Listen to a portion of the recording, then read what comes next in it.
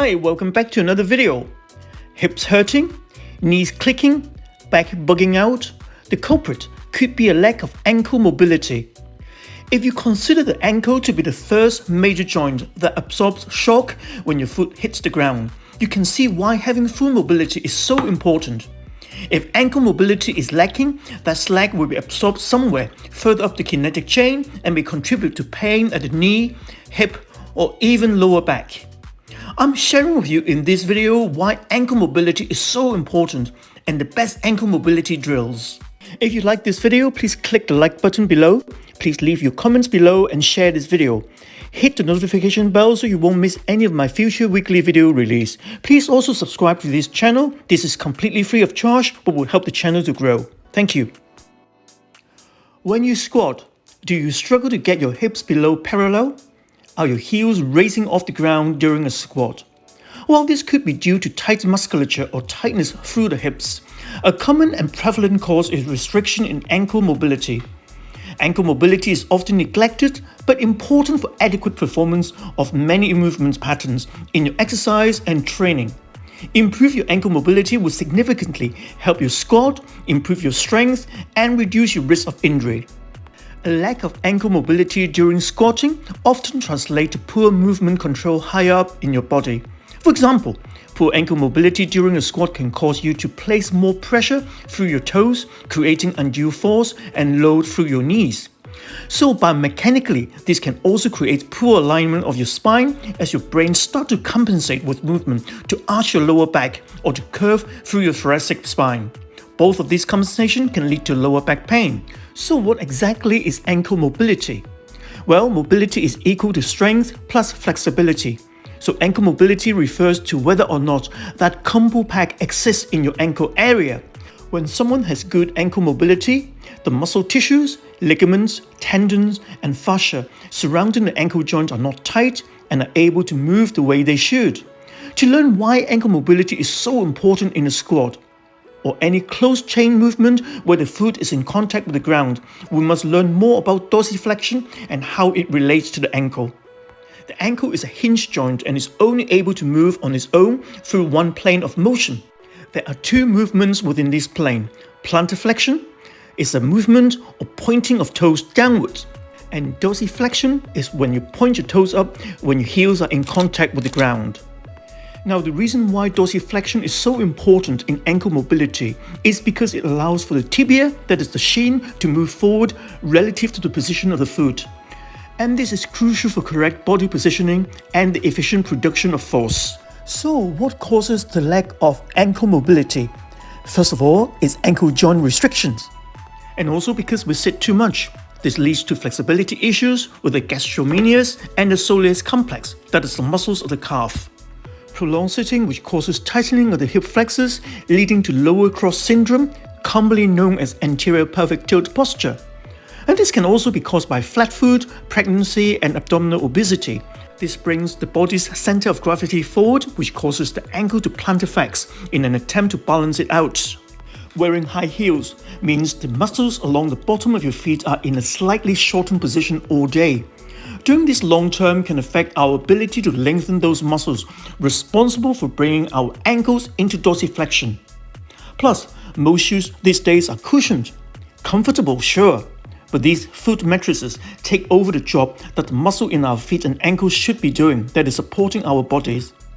With nothing else to do, those muscles start to snooze, and when these muscles aren't working, they are weakening. Other injuries in the lower body can also cause limitation to ankle mobility. So how do you know you have poor ankle mobility? There are a couple of ways to find out. First, perform a few bodyweight squats and see if your heels routinely come off the ground. Secondly, stand straight with your feet together. Can you lift the ball of your foot off the ground without moving your body? Next, kneel on the ground and assume a position similar to stretching your hip flexors, with one knee on the floor. Your lead foot that you are testing should be lined up 5 inches away from the wall. From this position, start to lean in towards the wall while keeping your heels on the ground for as long as possible. This position allows you to measure the tibia angle in relation to the ground and measure the distance of the kneecap from the wall when the heel starts to come up. If your kneecap can touch the wall from 5 inches away, you have good mobility in ankle. So what are the practical implications of poor dorsiflexion? Primarily, it severely decreases the ability to generate maximum force.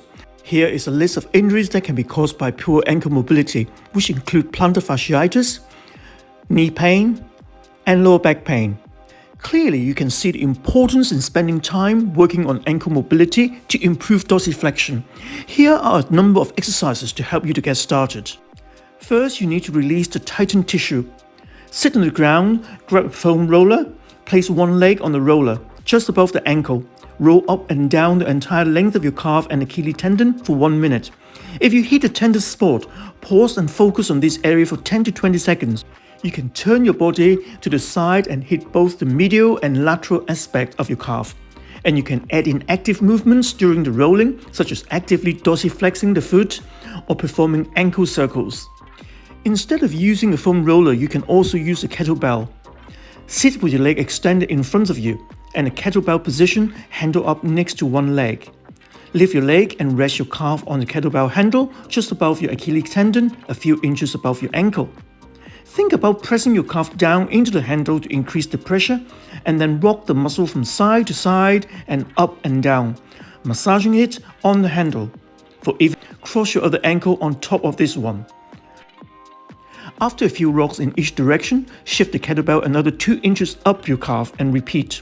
Work your way up your entire calf before repeating on the other leg. For the stick drill, start in a tall kneeling position, with the top of your feet kissing the floor. Sit your bum back until your bum cheeks are sitting on your heels. Place a bar between your hamstrings and your calf and slowly roll the bar up and down the calf, starting from the Achilles tendon all the way up to the knee. Now the banded heel cord with anterior bias. Take a resistance band and fasten it against something stable and loop your foot through the front. Maintain contact between the front crease of your ankle and have the band pull you back. To challenge more end-range dorsiflexion, step up and place the ball of the working foot onto an elevated surface, allowing your heel to still be on the ground. Drive your knee forward and backward to put pressure on the front of the ankle to get a good stretch into the joint. So move into the end of the available range and then move out of the end range for about 1 or 2 minutes. This is a simple way to clear any impingement and restore normal function and range of motion to the joint. For the best results, create as much posterior tension as you can handle. Drive your knee forward and out to the side, keep your entire foot in contact with the ground, and oscillate in and out of the end range until you experience change. Next, dynamic half-kneeling mobilization stretch. To see actual improvements in ankle mobility, you need to work on both dorsiflexion and plantarflexion. So this drill will work on both. Start in a half-kneeling position with the heel and toes of your front foot on the floor and knees positioned directly over ankle. Brace the midline, keeping front heel on the floor, let the front knee track over the front middle toe. Continue shifting the knee forward until you feel a stretch at the back of your ankle. And then shift the knee back and forward. Continue doing this for a couple of minutes and then repeat the same on the other foot.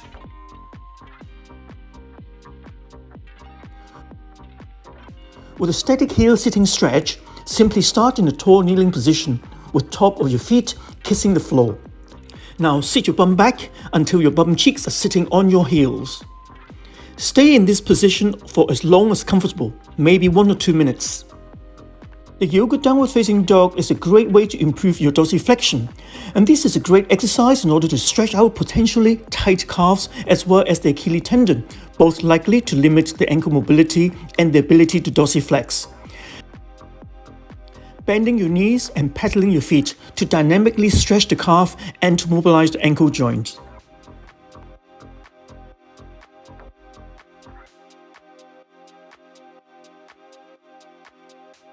Now you're going to ask, how long is it going to take to improve my ankle mobility?